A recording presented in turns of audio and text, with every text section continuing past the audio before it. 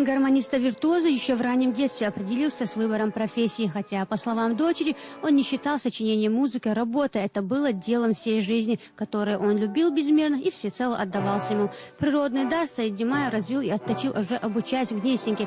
Известность отца лишь усилила чувство ответственности, признается Алита Димаева.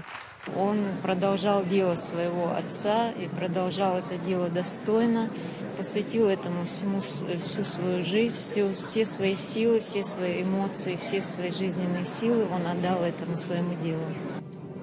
Мариам Ташаева смотрит выступление Осетинского симфонического оркестра из-за кулис. Заслуженная артистка республики с трудом сдерживает эмоции. По ее словам, мир музыки она познала благодаря своему первому учителю. Мои плюсы благодаря этому человеку. Я по сегодняшний день несу ту культуру, которую мне дал, преподнес мой учитель. Вы знаете, я еще что скажу. Такая музыка, она будет жить и через 100 лет, поверьте, попомните мои слова.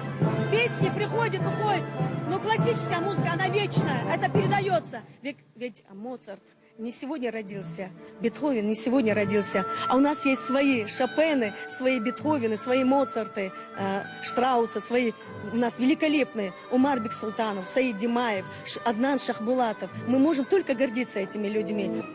Саид Димаев в основном создавал классические произведения. Музыкальное образование позволяло не только сочинять, но и преподавать. Более того, весь репертуар своего отца Умара Димаева он переложил на ноты. Как у любого творческого человека, его талант был многогранен. Саид писал стихи, хотя говорил, что просто рифмует мысли, которые становились хитами. Люблю я танец твой, горянка, брат вручать, и твой торжественный наряд поменяет сердце без остатка твоих очей прекрасных взгляд.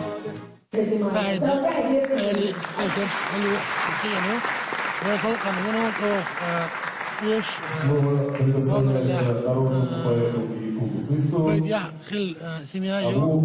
Горжусь, что у нас были такие люди, именно композиторы, которых, к сожалению, сегодня после нас очень мало. И хотелось бы, конечно, чтобы это его наследие передалось как-то молодым. Саид прожил яркую и насыщенную жизнь. Трудностей хватало, но музыка и трудолюбие помогали идти дальше.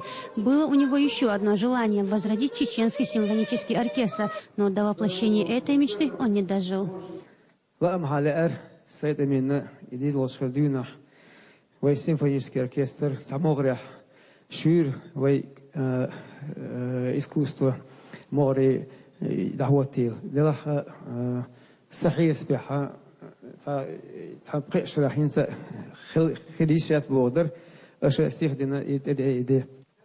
Это пианино привезено из Москвы. Оно принадлежало Любови Гончаровой, у которой известный композитор снимал квартиру во время военных событий в республике. Ценность музыкального инструмента прежде всего в том, что он имеет свою историю. Саид Умарович Димаев, он долгое время играл на этом инструменте, сочинял свои произведения, переводил на ноты материалы произведений своего отца. Некоторое время пианино будет стоять в старом концертном зале. Затем оно будет отдано в одну из музыкальных школ столицы, той, которой будет присвоено имя выдающегося композитора, члена Союза композиторов страны Саида Димаева. Ясмина Гацаева, Асхаб Зайнулаев и Джамиль Ахмадов. Новости.